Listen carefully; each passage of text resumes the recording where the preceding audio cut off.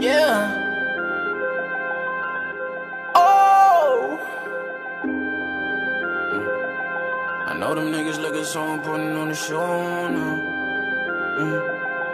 Waiting on you know what comes around goes. Hey, bottle, I put it in work. No, this shit ain't never been games. Girl, I used to think about you heavy. Now, I don't look at you the same. Hey, I flip my wrist like you know me. Ma, look what you son to became. Oh, you acted like you ain't know me when I was out screaming your name. Boy, a nigga hit a wave.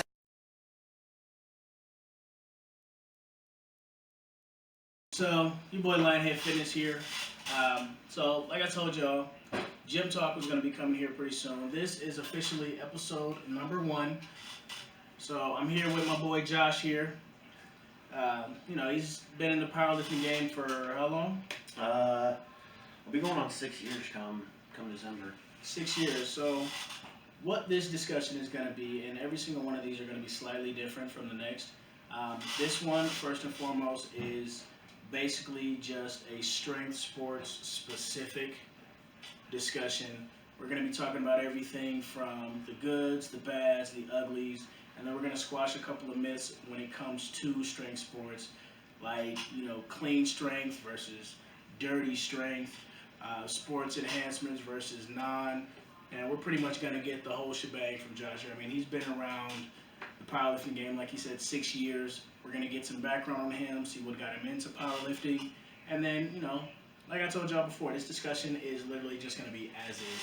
As you see it, is how you get it. There's not going to be any editing whatsoever. So this is about as real as you're going to get. So, Josh, tell the people a little bit about yourself. So like I said, I've been powerlifting for about 6 years now. Going on 6, so 5. But I got certified through the NSCA back in 2012, so it's been a while ago now. But right out of college, I heard about this gym. I was living in Orem at the time with my ex-wife, and heard about this gym. It was called Extreme Perfect, and it turned out to just be this absolute pit. They had a quarter rack, wasn't even a half rack like they have there at the gym we train at, the white one. So it was a quarter of that size. They had a quarter rack, they had one bench, and they had a pair of Olympic upright stands to squat out of too. And then they had this homemade deadlift platform. And I came in, and the first time I was there, I was actually there with my older brother, and we did like our first real powerlifting workout. And it was like, I think they were doing like a rep day, I guess you could call it. And so we went in and we did reps on bench press, and it was like, as soon as I saw like the nature of that, I was like, I want in. And so after I started training there, we actually ended up like collabing, and I started training a couple of clients out of there, and just started getting really familiar with the people there, and we ended up getting in deep there. And then when that gym shut down, I was pretty much the only person that hung around and helped them clean that place up and all that stuff. And that just founded some of the first relationships in powerlifting I ever had. And then ever since, it's just been either coaching, or it's been taking people to meets and handling people at meets. It's been competing myself, overcoming injuries, all that kind of stuff. So basically, never really played sports in high school. I ran track. I was really good at track, and I swam a little bit because I was pretty tall even in high school. And I think my senior year, I weighed 180. Like soaking wet in a denim suit, some would say. So I was a skinny guy. I was not built for strength sports at all. I hadn't put in the time as a middle school athlete or a high school athlete to be built like a lot of the other kids were that were my age. So all of my real training and growth came after high school, when I got into it in college. So that's kind of where it all started for me, was just kind of falling in love with it, trying to live a clean life, trying to stay sober, and that kind of stuff. That's kind of what kept my head on my shoulders, was lifting weights and powerlifting specifically. Okay, so you were never really in any type of strength sports or any type of like football or wrestling, anything like that, to transition into powerlifting? So in high school one year, I head stacked in the middle of the hallway in front of the principal and the assistant principal. I head stacked their 130-pound wrestler, and they begged me to wrestle after that. My uncle's name is on the wrestling wall at South Summit High School for a state champion twice. Nice. They begged me to wrestle. They begged me. They knew I had it in me. They knew what my uncle had done, and I just wasn't about it. I had a real problem with authority at the time, and I couldn't bring myself to like be around those kids that I was like like selling sacks to on the weekend kind of thing. I didn't want anything to do with that. I wanted to keep my name away from, the organized sports thing as much as I could. So I did things like I boxed with my brother in the backyard. I learned a little bit of Muay Thai. We got really into jiu-jitsu in high school. It wasn't so much like wrestling as it was like we'd use the wrestling room when they weren't in there, or we'd go over to the rec center and we'd use their aerobic room. We'd throw all the mats down, and we basically just kind of like started having like classes almost. Like it would go from like 8-hour weight training to close the day out to like then whoever wanted to come roll and do jiu-jitsu would like come with us after that. And so like growing up, it was never really like strength sports. Oh, good. My dad played ball. More like time fillers. So Yeah, definitely. Okay. Because I mean, in a town that small, you either graduate early and go to college, you play sports, or you do drugs. Like in a town that small, it's 3 stoplights, like it. And so a good combination of those kinds of things is, kind of what I was. Yeah, well, makes sense. So now, Josh is probably, so I've known Josh since about August, December of last year. Mm-hmm. We've gotten, fairly close. I personally... You're in my house. Right, I'm at his house. I mean, this is probably, the 6th or 7th time I've been here. Yeah, something so like that. it's I'm not a guest anymore, No, so to speak. not. I'm We're not a past guest. that. If I want a cup of water, I go in the kitchen, I go in the cabinet, I go in the freezer, I get some ice, and I get my water. That's kind of like how it is. So I figured, what better way to start, gym talk than with family like Josh, with more or less family. Plus, Josh has one of the very few things in power sports that I don't have. Injuries? It's got to be injuries, right? Josh has competed for the last 5 years in powerlifting in the state of Utah. He's probably one of the strongest guys that I know personally. Not to mention, Josh is a coach. He has written programs, and he's going to start doing it again. So this is definitely a guy that you guys would want to hit up as far as your programming, things like that. He can get you everything from your workout to your meal prep to one of the biggest things that we're going to talk about, and that's drugs and strength sports. So, I think you mean performance enhancers. Performance enhancers is what they're called. That's the way that people put it these days. Pretty much, yeah. So me personally, I've never taken anything so much as creatine. I take pre-workout, I did protein, and that's the furthest extent of anything that I have personally done. I am not in any way, shape, or form right now using any type of sports enhancers. I know there are people that are, and that's one of the main things that we're going to be discussing today: the goods, the bads, what you should do, what you shouldn't do, and the way to go about getting the most out of your workout if you plan on getting into the fitness world. And going that route as an enhanced lifter. Enhanced lifter. So, the difference between a tested lifter and a non-tested lifter. What's one of the biggest things that people will, they'll talk about or they'll ridicule in the strength community? Well, the Steroid Control Act came out in 2001 after that whole fiasco with all the professional baseball players. And it turned into like steroid madness. Like it used to be reefer madness way back in the day. All the black and white commercials came out about like people smoking weed, and then they would like beat their moms and stuff like that.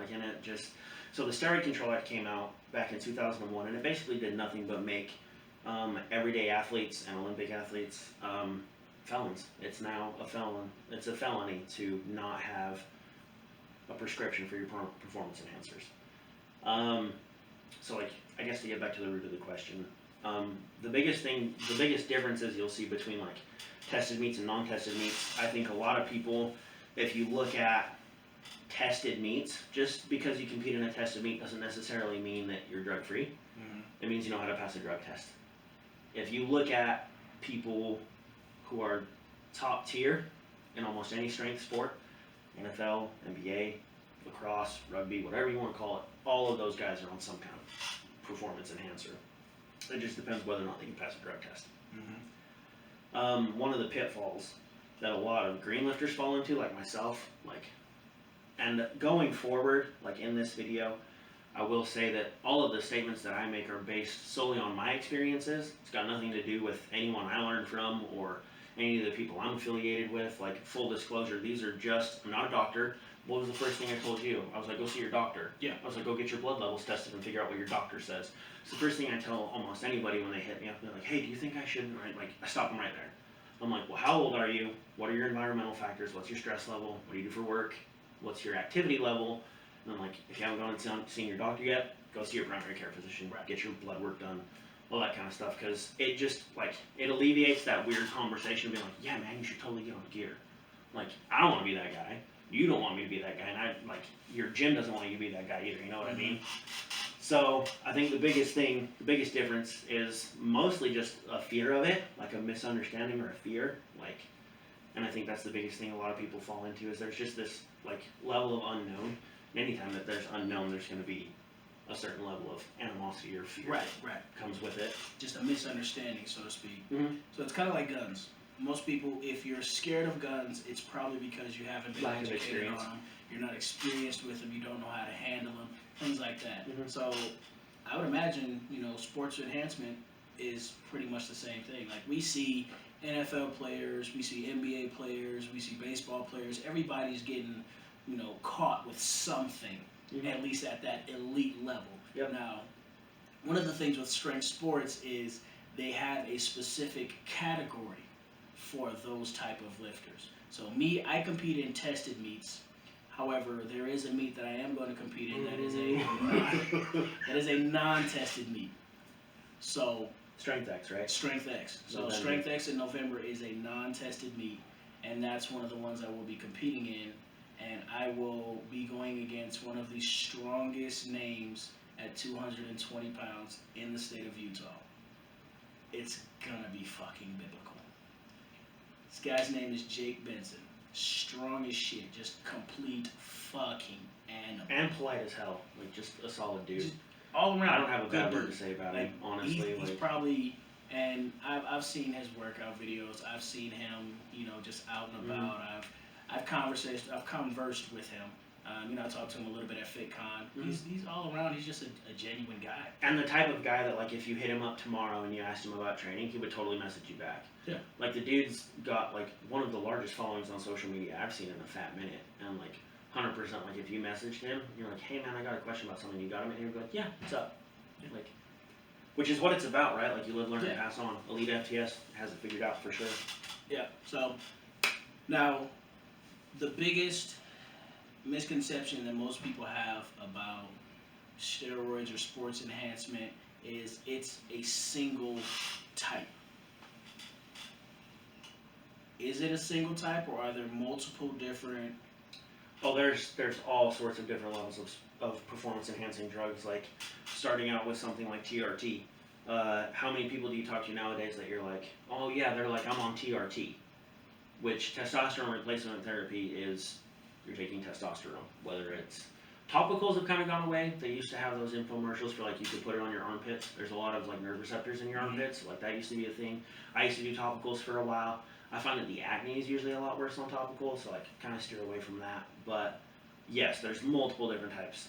There's multiple types of testosterone. There's other compounds with heavy androgenic side effects like tren, and there's DECA. There's all kinds of stuff. Everyone's heard the names, but yeah, there's all different kinds. There's not just one kind. No, there's not. And the sad part is, it's got such a bad name for it. When in all actuality, what you do with your body is entirely up to you. It is a free country for the most part. And what you choose to do with yourself is just that. It's what you choose to do. To be judged on what you do and what you don't do is, it's a societal standpoint. That's a completely different conversation, so we're going to kind of steer clear away from that one. Now, when it comes to strength sports, most people see all these big names, they see all the muscle, they see, all this stuff going on, they see them lifting all this heavy weight, they see them moving faster, getting stronger, but these athletes aren't very open about what they're actually doing. Right. They'll give you this bullshit spiel on it's all about what you eat, it's about the way that you work out, it's how you train, it's who you train with. Cut the bullshit, people. You're juicing. Just come out with it. That's one of the biggest things that throw people off of the fitness world. You want to look like this guy. You want to be as strong as this guy. You want to look like this girl. You want to be, as strong as this girl. Most of that is under the knife or it's by the needle. And if the fitness world opened up to this a lot more, we wouldn't have as much bad animosity to powerlifting, Olympic lifting, USPA Strongman. lifting, USA lifting, strongman. What's the best way to just understand how strength sports is in whole? Well, I mean, strength sports just has so many different facets. I mean, you could be a shot putter, you could compete in Highland Games, you could be an Olympic lifter. I mean, like that in and of itself is limitless. And what's kind of cool about powerlifting is that, like, when you go to an event like FitCon, like you were there, you spotted and loaded at FitCon. Yep. When you look at the Olympic lifting and it's dead silent, and they call the number, the lifter comes on the platform, there's no music, no one's cheering, no one's rowdy. And then you look at sports like strongman and like powerlifting, and it's completely different. There's loud music blaring, there's people cheering, people are screaming and getting crazy. And what's kind of cool about powerlifting nowadays is there are a few top tier athletes who are coming out and are being very open about what's going on, because I think you're starting to see a lot of the athletes that you follow early on, like a lot of the athletes that I followed when I started powerlifting, have come out and been honest. Like Pete Rubish did an incredible video about how he thinks, for the most part, the 1% of 1% in powerlifting these days is not so much about what you can lift, but like how much you can take and for how long. Mm-hmm. And like I started this sport knowing that I was never going to be the 1% of 1%. I'm not willing to give up what they're willing to give up. I'm not willing to do those kinds of cycles. But what is cool is that there are some resources online from athletes that that we all know, that we see on Instagram, that we see on Facebook, or on the Twitter or whatever, that are very honest on their YouTube channels about what's going on. I think that's what kind of separates powerlifting from other strength sports, is people look up to these athletes. And then when you meet these people at a meet, or you see them at a meet, you kind of like geek out, right? Like it's like kind of like people at Comic-Con, like you're like, oh my God, like there's that person. And it really makes you realize that those people are just human. Mm-hmm. And like what's cool about that is that it makes you feel like it's possible. And that's the best part, is like when someone like comes to you and they're like, hey, I've been watching you since you've been lifting in high school, I'm a huge fan, I love what you're doing, like, and I want to be strong like you, like what do I do? Like that to me is like what it's about, is like connecting with the next generation of people, like keeping the people who are training hard now, training hard for the next 10 years, but also like giving back at meets or doing stuff like this on a YouTube channel, and like giving back in some sort of way to the sport so that it lives on. Right. Now, you said they don't talk about their cycles. Mm-hmm. What's a cycle? A cycle is basically just what you're taking, how many compounds I'm taking, test and tren and D-bull for X amount of weeks. That's a cycle. You're taking these compounds for this allotted amount of time at these dosages. That's a steroid cycle. Okay. Now, based on what people are trying to do, like a lot of the people that are subscribed to my channel are just regular people. Mm-hmm. They eat right, they work out good. Right. They're Not trying strength to. athletes, Yeah, they're not necessarily strength athletes, but they're trying to learn more or less the fitness industry. Mm-hmm. Now, one of the biggest things in the fitness industry, of course, is diet, it's workout, but behind the scenes, it's that dirty side of it. Mm-hmm. That no one wants to show. Right. Now, granted, if you're going to do it clean, what's your best way to do it, as far as if someone's going to do it clean, the advice you give them, how they need to work out, how they need to eat, Mm-hmm. Well, I think Stan Efferding said it best. He said you should get blood work done twice a year for a full workup, not just like, oh yeah, your labs look good for your cholesterol. I'm talking your testosterone levels. You should get a mineral lab done. You should know what your vitamin deficiencies are, because as an athlete, you want to control as many factors as possible. And if you're just dipping your toes into this, just getting started, like you're trying to make a lifestyle change, if you can control more factors, you have a better chance of being successful. So by going to your doctor every 6 months, which is probably going to be covered on the insurance, I'm assuming yours was when you went by your work done. So by going to your doctor and saying, I just started working out, I'm making some lifestyle changes, but I want to get all this work done to figure out where I'm at, what's my baseline, what are my vitamin deficiencies, what minerals do I need, and then when you take out some of the guesswork, it just becomes so much easier. Right. And when it becomes easy, it becomes fun, and when it becomes fun, it becomes a habit. And that's the biggest thing, is like turning this chore that you have to do after work when you're fucking exhausted and you don't want to be there, to a habit. Like, you look at like people like us that got bit by the bug and they can't walk away from it. And a lot of people who are just easing in are like, I don't understand how they spend that much time at the gym. How can you spend 2 hours at the gym? I'm like, well, I had to work up to my working weight, but before that I had to do my winning warm-up, and before that I had to do my mobility work. Like, it adds up, you know? So it's not like one day you're going to flip the switch and then your leg day is going to take 2 hours. Right. It's more like you start controlling the things you can, and then just kind of rolling with it and seeing where it takes you. I think it's so much more about enjoying what you do versus just like getting in there and doing the work. Like, I used to be one of those guys that I just endured the process. It wasn't fun for me. I just like was full of hate, like, oh, fuck this, and I just gotta go do this and kill this shit. And you know, as you get older and you learn more, your perspective changes, and you realize that like, we're not getting paid to do this. Like, this is a hobby. It's a serious hobby. Yeah. It's a dangerous hobby, but it's for fun.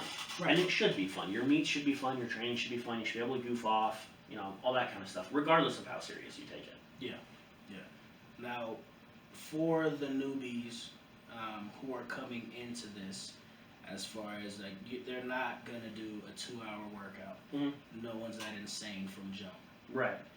Now, the best way for them to start their workout, I'd say, what, about an hour, 45 minutes to an hour, just to kind of get into the rhythm of it? Or I hate to put a time limit on it, right? Because everyone's different. Right. I work 2 jobs, so I know that right now I can only do Tuesday, Wednesday, and Saturday, Sunday. Like, it has to be in the mornings because I work at night. So, like, for me, I don't want to put a time limit on it. What I would say is I would get the work in when you can. Right. And if you would just open yourself up to like, oh, I have free time, instead of scrolling on my phone or instead of sitting out on the couch after work, you just make it, you just get in the gym clothes and you go. Yep. And you know that dinner's at 6:30. Well, you got off at 5, you got home at 5:30. That gives you what? An hour? Like, so you just commit. You don't overexert yourself on it, because if you do, you'll get burnt out. Yep. Which is what you see with a ton of athletes. A lot of these athletes will come in and they'll do a meet, and 3 years later they're gone. You'll never see them again. They get burnt out. So I wouldn't say that there's a certain allotted amount of time for anyone that's the right or wrong answer. I think it's just about making it work with your schedule and getting the work in when you can. Well, there you go. Now, strength-wise, you got people that are starting this and, you know, they're not where they want to be from the beginning. Of course, no one just comes out the gate strong. Absolutely no fucking body. There's years. You did. I didn't. I had 9 years of semi-professional football background on there, not to mention 4 years of high school football, 6 years of wrestling training, and then who knows what, 10, 12 years of track. So coming from jump, I didn't start out as the fastest kid. I didn't start out as the strongest kid in the weight room. I definitely didn't start out as the best wrestler in the wrestling room. So there's years of experience, there's years of work, and there's this specific work ethic that you have to have. So if you know someone who just needs to get started, just take them with you. And just get them that itch first. Once you get that itch, there is no way to scratch that itch and fully fulfill. It's like that stupid fucking Facebook saying the hardest lift of all is lifting your ass off the couch to go to the gym. 100% that's accurate. Like, I work 19-hour days on Fridays, and like, you think I want to get up in a reasonable amount of time to go do dynamic effort work on a Saturday before I have to go back to work Saturday night? Fuck no. But you do it anyway. You do it anyway. Now, Diet. Most people feel like in order to be strong, in order to eat clean, there's a certain way to do it. There's a specific diet, and one of the biggest problems out here is these fad diets. Oh God. That just pretty much told me how you feel about fad diets. Yeah. So fad diets, they're never the way to go. What is your idea of a decent diet if someone were to be on a diet? I think first of all, again, if you have dietary restrictions, you would talk to your doctor. You would say, like I said, I'm making a lifestyle change. You would talk to like a dietitian, and you would say like, these are the things I can't do. They're probably going to give you like some parameters to follow or something like that, a general guideline. I think my go-to answer for like body composition changes, enhanced sleep, enhanced mood, better digestion, better gut health, increased strength would be the vertical diet. It's super easy to follow. If you don't know who Stan Efferding is, you just need to go check him out. StanEfferding.com, I think, is what his website is. He's the world's strongest bodybuilder. He's an absolute genius in the kitchen. The information that he puts out is 100% credible, backed by years and years and years and years in the strength and bodybuilding industry. And the vertical diet is just one of the easiest to follow.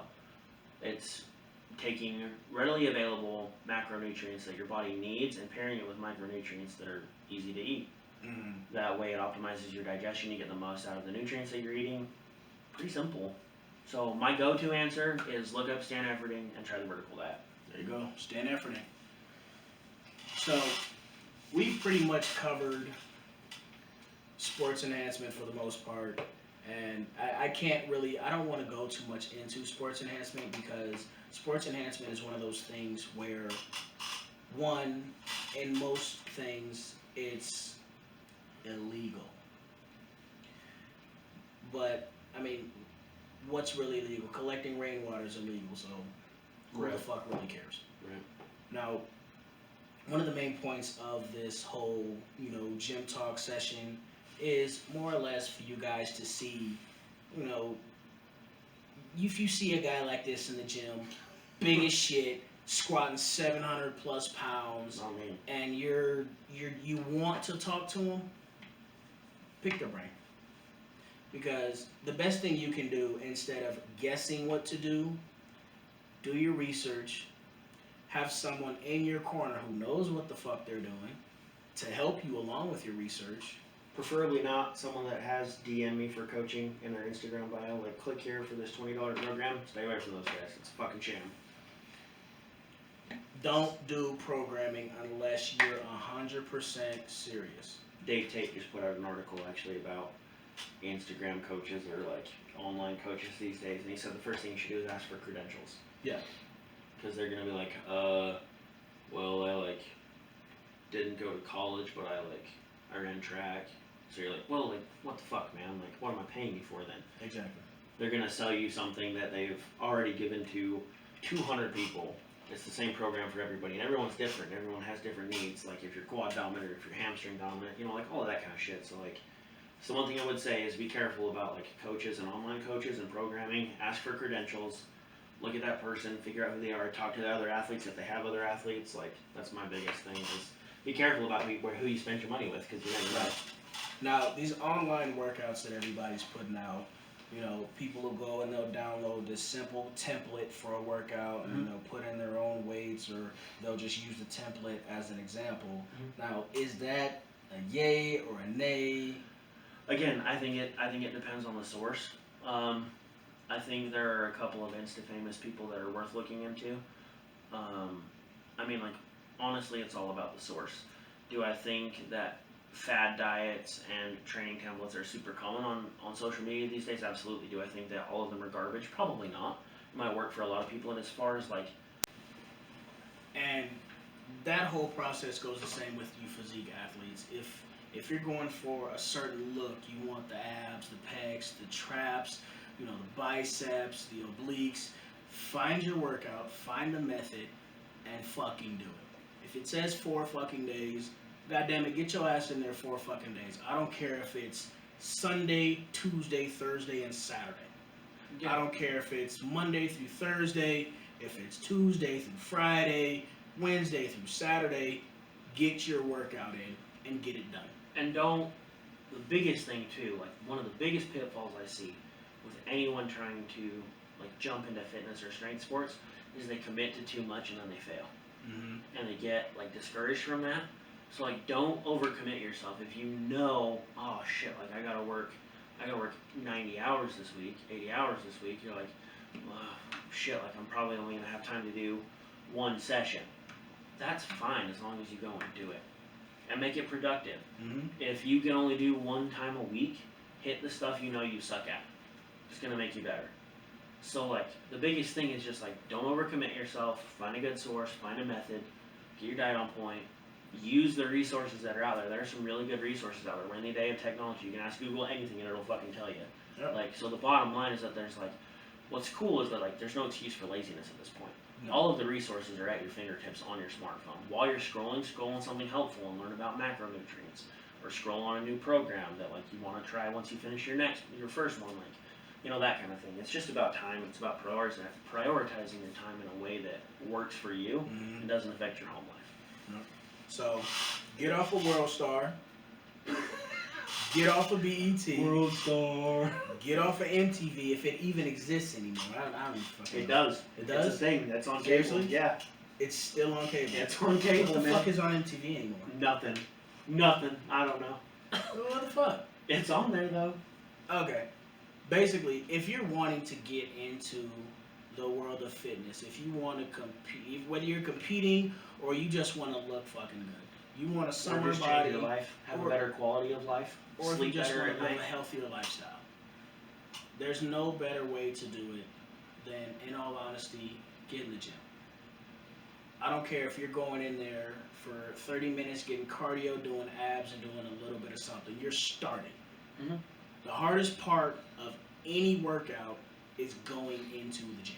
Well, yeah, definitely, because like it gets pretentious, right? Like you see these like bikini models that are out there flashing their cookies and shit, like, and you're just like, wow, like you get really deterred from that kind of shit, right? Or you see the guy that's in there in his joggers and like he's absolutely fucking shredded, and you get self-conscious about yourself because you have a power belt. You know what I mean? Like it's like fitness can be very pretentious, and the fitness industry in general is just absolute garbage. I absolutely hate most of it.